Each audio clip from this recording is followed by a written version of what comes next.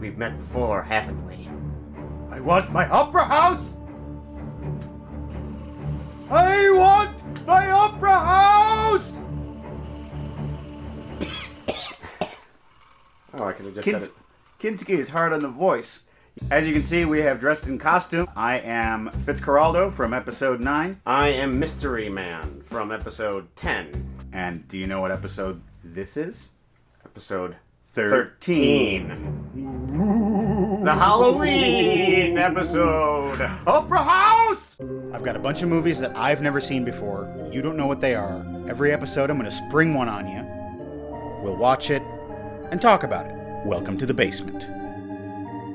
Last time I gave you a task, a selection of 6 horror movies. You picked one in secret, and you're going to present it to me today.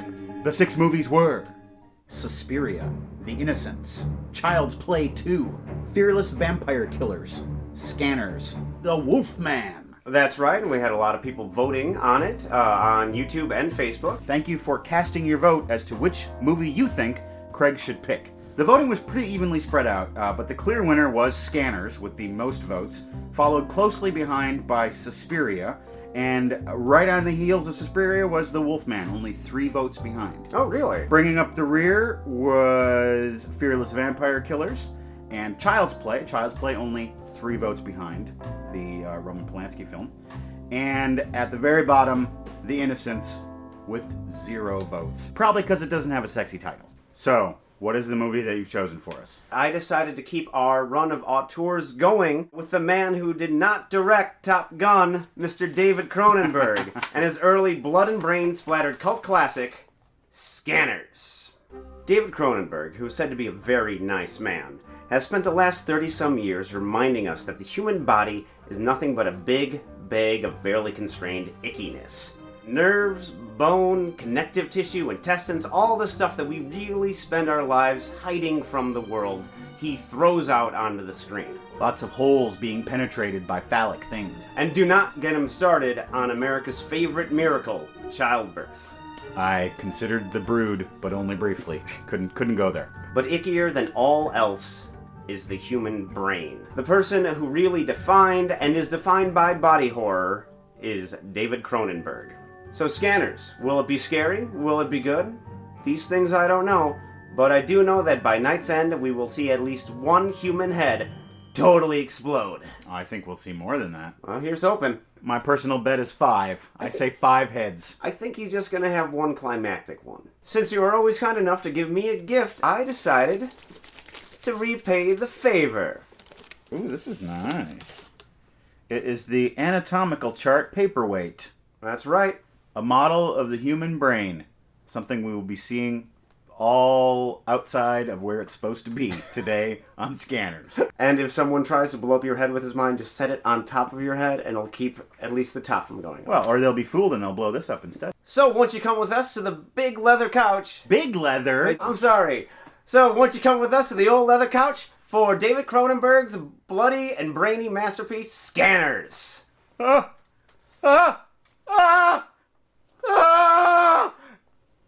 Ow! Paperweight.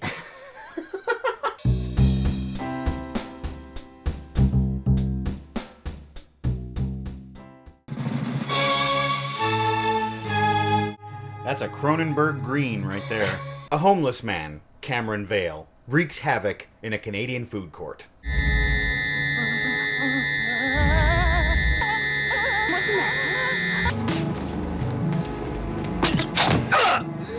My charm bracelet! He's picked up and taken to a mysterious place called Consec. He's wearing a little, swimwear outfit, where it is revealed to him by the hilariously named Dr. Ruth. You're a scanner.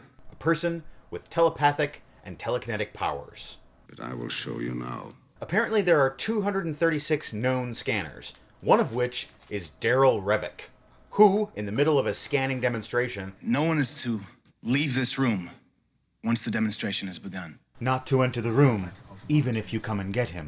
Causes a dude's head to explode.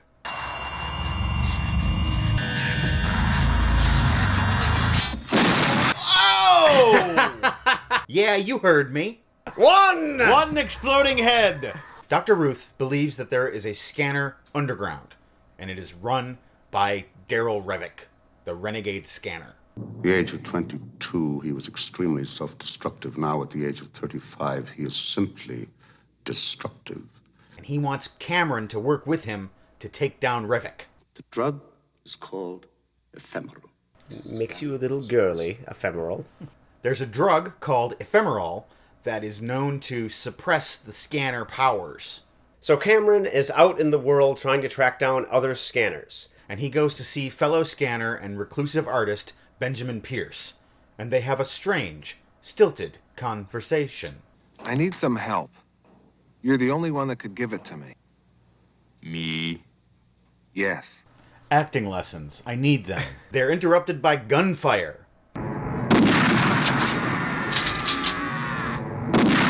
Toronto art critics are really adamant when they don't like something.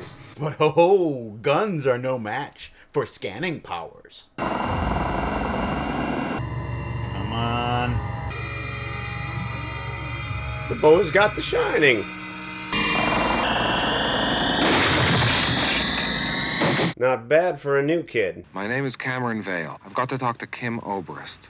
Kim is also a scanner. For a world that only has around 240 scanners in it, he seems to run into all of them. Sit down. Is that a neck brace or a sweater? I need help. Don't you understand I am in trouble? She hangs out with a whole bunch of other scanners, and they have these meditation sessions, which seem to be going great, up until the fact that a couple of gunmen show up and kill everyone. Hope you enjoyed scanning those stairs. A little less time scanning within the room, a little more time scanning anyone who might be outside the room.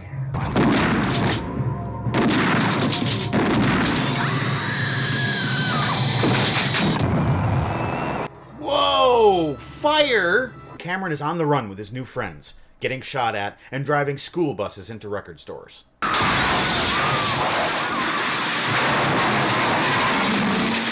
Record store depreciation day. And only Kim and Cameron survive. An encounter with a would-be assassin leads Cameron to Biocarbon Amalgamate, a company that manufactures ephemeral, and that is run by Revick. And he finds out about the RIPE program. He goes back to Consec with Kim to report on his findings, but there's a mole in the operation. Evidently this guy is not familiar with what a scanner does. Make his head explode! If Ruth finds out anything at all, kill him. I recommend blowing up his head. Dr. Ruth has a very long internal monologue outside of his mouth. Mustn't happen again. He's got Mr. Burns' wrists.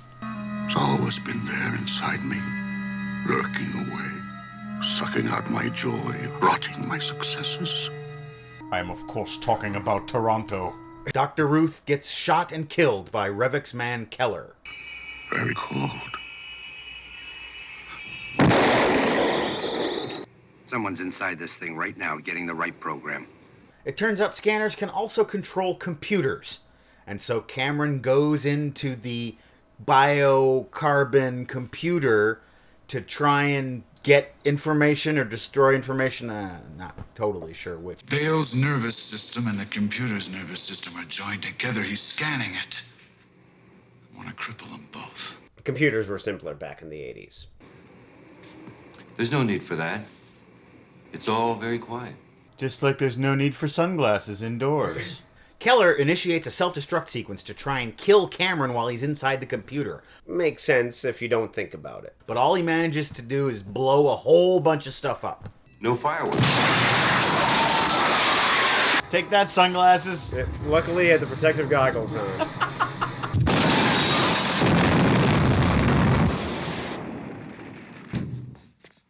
Please, I'll be with you in a few moments. I have to talk to you right now, Doctor. You need a new barber. There'll be other strangers coming in to look at your naked body in just a moment, so relax. Revick captures Cameron and reveals to him that Dr. Ruth, get ready for it. Your father. Oh! Our father. Wow! It turns out the big scheme is to give pregnant women ephemeral because that creates scanners in their wombs. Revick wants to create an new army of scanners from birth. And now they're going to rule the world together. Like rock! Daryl Rock! But Cameron's not going to go for that. He takes a swing at his older brother. No! Oh! And the older brothers don't like that.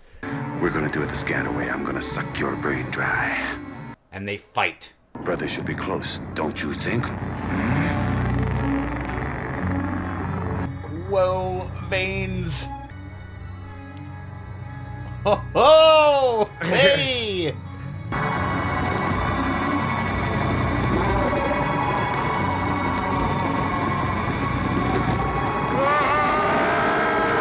What, no exploding head? It seems like Cameron is losing. His body ends up getting destroyed and burnt up. It's me, Kim. Cameron. I'm here. The end. Or is it? We've won.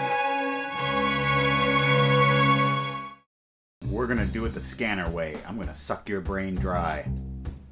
All right. Sorry. The movie, I just got really into the movie. Yeah, it was. I was surprised at how into the movie I was. It doesn't really seem to be that much of a horror movie. I think this movie's lumped into horror just the same way that Alien is a horror movie that's tossed into sci-fi. It's really a sci-fi movie. Or a psychological thriller. There's that too. With sci-fi elements. The acting in this movie was a bit lackluster. Keller murdered Dr. Ruth.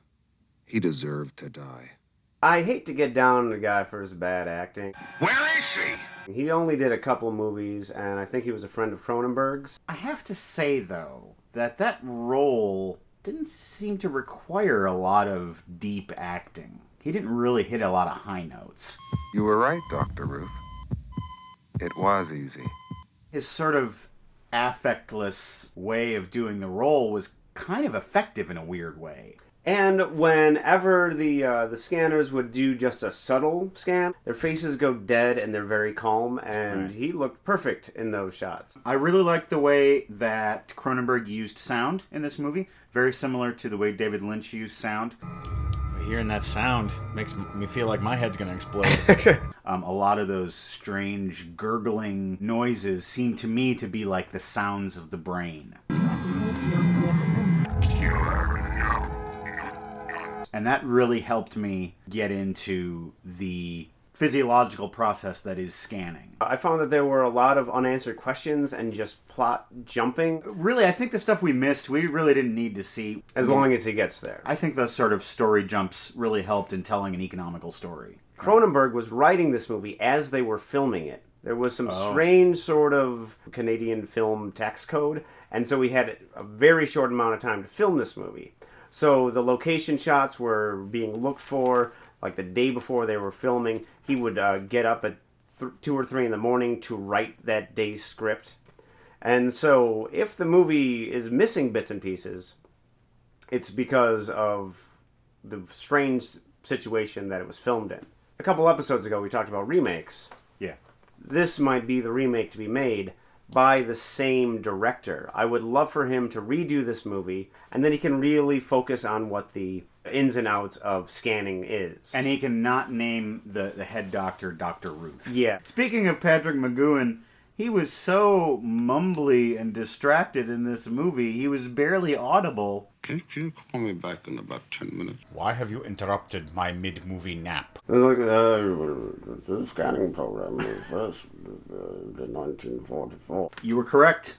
One exploding head. And the exploding heads, they were latex heads filled with dog food and rabbit liver.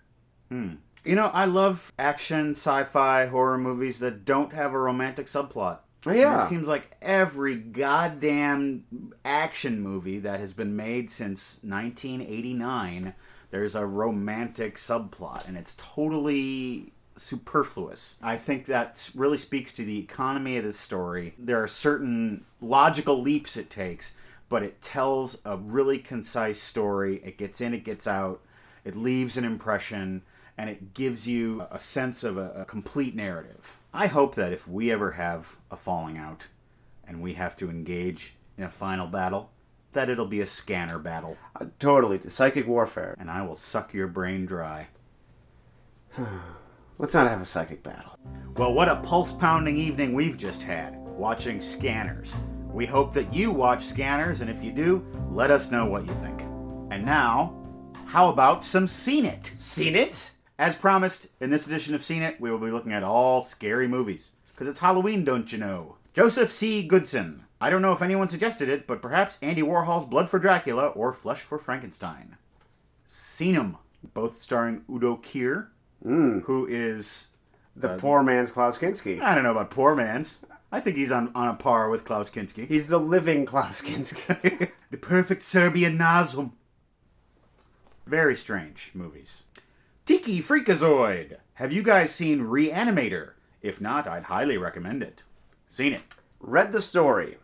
The original Lovecraft story. The movie is very different. Also very twisted. There's a scene with a dismembered head and a naked woman that a little shocking. Karamnelig. I recommend John Carpenter's 1982 film The Thing. It was my dad's favorite horror movie. I watched it in his honor, and I can see why he liked it. The Thing is a terrific movie. A remake that surpassed the original. I love the original and John Carpenter's version of it. The Thing works so well because it hits you on all levels of horror. There's body horror, there's gore, there's psychological horror, there's suspense, there's chases, there's just everything in this movie. Just the fact that it gets to the point where Wilford Brimley, acting completely normal, they have to lock up, and you're like, you locked up the oatmeal, man. How's he going to get his diabetes medication? Exactly. Sheila W. Hey ya! How about Carnival of Souls, a carnival of weirdness? Seen it? No, I haven't seen it. You picked all these movies I haven't seen. You need to get on the stick, Johnny. Carnival of Souls, a lot of fun, low budget, black and white zombie movie, basically. Really strange. It was made by a guy who's not really a seasoned director. He had never made a feature film. He directed industrial films, Herc Harvey. But it's just got this sensibility that you'll never see in any other movie. You just get this bizarre movie that would never be made by someone who knew what they were doing. Midnight XX Calling. Have you seen The Night of the Hunter? Seen it. Seen it. That's definitely got some suspense and some thrills going on. And a non-director directed that, too. Charles Laughton. Charles Laughton. His only feature film. T. Lalo to Annie. Shaun of the Dead. Seen it. Love it. Seen it. I'm going to get a lot of flack for this one. Shaun of the Dead, I liked it. I didn't love it. I'd heard so much about it. Everyone was like, this is the greatest movie ever made. I told you that. I watched it and I was like, No. And the weird part is that I love everything else those guys do. I loved Spaced. I love Hot Fuzz. I even like Paul. You had your hopes up. Always a bad thing. Yeah. So, thank you all for watching. Welcome to the basement today. I hope you enjoyed it. Go check out Scanners. I would like to thank 4-Star Video Heaven here in Madison, Wisconsin. Considered one of the best video stores in the country by no less than Roger Ebert himself. We will see you next time in the basement. Yep. How you doing, Ernesto? Doing good?